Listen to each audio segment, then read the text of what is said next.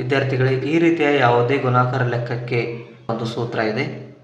ಕೆಳಗೆ ಮೆಥಡ್ ಇದೆಯಲ್ಲ, ಆ ಮೆಥಡನ್ನು ನೀವು ಫಾಲೋ ಮಾಡಿದರೆ ಸಾಕು. ಈಸಿಯಾಗಿ 3 ಅಂಕೆಯ ಯಾವ ಬೇಕಾದರೂ ಮಲ್ಟಿಪ್ಲಿಕೇಶನನ್ನು ಕೇವಲ 10 ಸೆಕೆಂಡ್ಗಳಲ್ಲಿ ನೀವು ರೆಡಿ ಮಾಡ್ಬೋದು. ಈ ಸ್ಟೆಪ್ಸ್ಗಳನ್ನು ನೀವು ಫಾಲೋ ಮಾಡಿದರೆ ಸಾಕು, ಈಸಿಯಾಗಿ ಕ್ಯಾಲ್ಕುಲೇಷನ್ ಮಾಡಬಹುದು. ಹೇಗೆ ನೋಡೋಣ. ಮೊದಲಿಗೆ 2 2 4, ಆಮೇಲೆ ಇಲ್ಲಿ ಕ್ರಾಸ್ ಮಲ್ಟಿಪ್ಲಿಕೇಶನ್ ಮಾಡಬೇಕು. 2 2 4 ಪ್ಲಸ್ 2 1 2 6 6 ಬರೆಯಬೇಕು.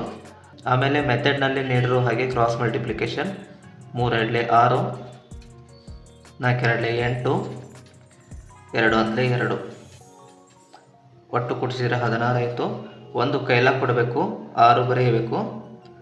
ಆಮೇಲೆ 3 1 3,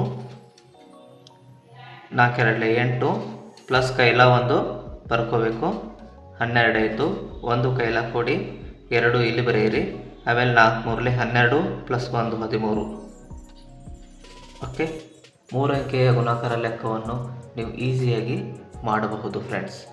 ಈ ವಿಡಿಯೋ ಇಷ್ಟವಾದಲ್ಲಿ ದಯವಿಟ್ಟು ಶೇರ್ ಮಾಡಿ ಹಾಗೂ ಸಬ್ಸ್ಕ್ರೈಬ್ ಮಾಡೋದನ್ನು ಮರೆಯಬೇಡಿ.